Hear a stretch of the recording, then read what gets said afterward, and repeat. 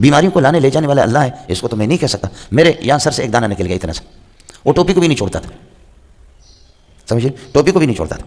میں نے اپنے اساتذہ کو بتایا، سب کو، ڈاکٹروں کو دکھایا، انہوں نے کہا کہ پتہ نہیں رسولی کہتے کیا تھے، وہ تو کینسر ہی کے قسم ہوتا ہے، سمجھے، کہتے بابا اس کو آپریشن کو، یہ تو ہلاکت ہے۔ جب تک اللہ چلائے گا اس کی مرضی، سمجھے۔ انبیاء بھی بیمار ہو گئے تو ظاہر ہے کہ ہم کیسے بچیں گے، وہ اس کی مرضی ہے، لیکن ہماری بس کی بات نہیں ہے مولوی صاحب یہ اسپتالوں میں اس طریقے پر جانا۔ مرنا تو ضرور مرنا ہے، انبیاء یہاں نہیں رہے، اس دنیا سے چلے گئے، مرنا تو ہمیں ہے۔ قال الذین یریدون الحیات الدنیا، جو ڈالر کی پوجا کرنے والے تھے، انہوں نے کہا یا لیت لنا، اے کاش، مثل ما اوتیہ قارون، قارون کو جتنا مال دیا گیا اتنا مال ہمیں مل جاتا۔ انہ، کیوں، اس لیے یہ جملہ تعلیل ہے، انہ لذو حظ عظیم، وہ بہت بڑا بانصیب ہے، بہت بڑے بانصیب ہے کہ اس کے پاس اتنا مال ہے۔ دنیا کے پیسے والے دیکھتے ہیں، سمجھ شریف میں ہے کہ نہیں؟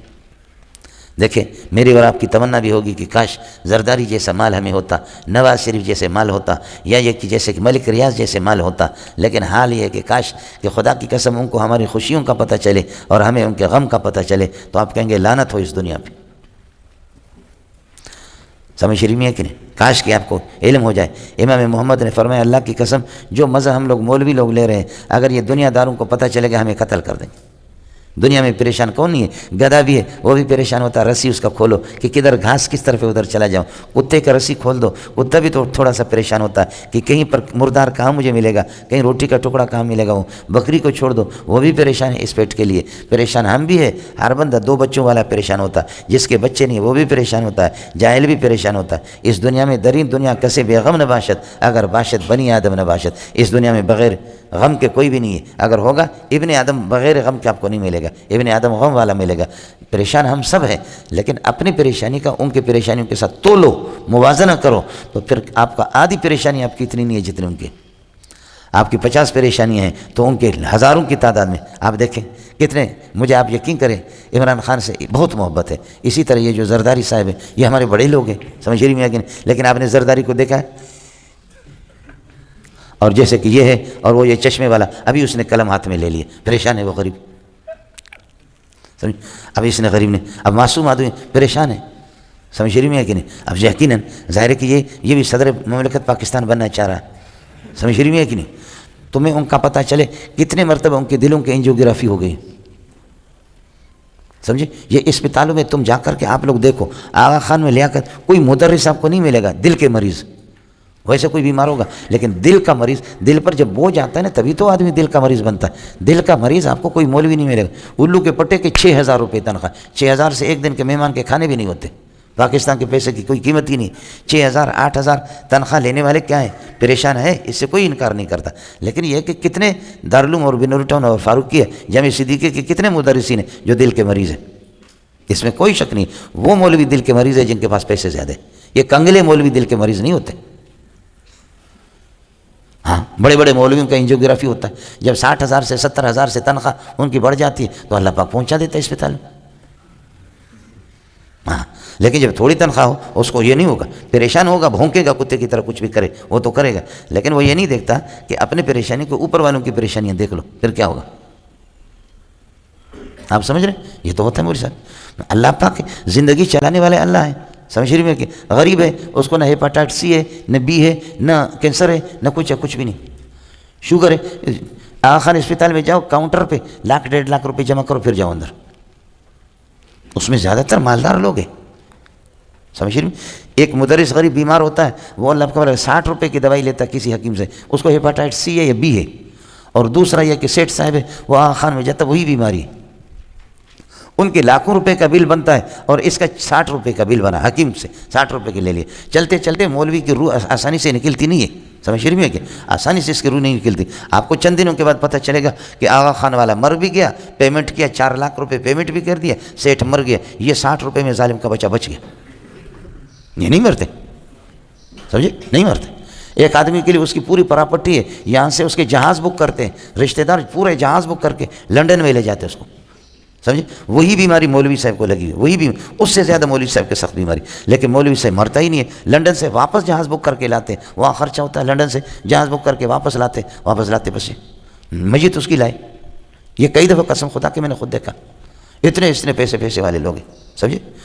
بیماریوں کو لانے لے جانے والا اللہ ہے، اس کو تو میں نہیں کہہ سکتا۔ میرے یہاں سر سے ایک دانہ نکل گیا اتنا سا، وہ ٹوپی کو بھی نہیں چھوڑتا تھا، سمجھے، ٹوپی کو بھی نہیں چھوڑتا تھا۔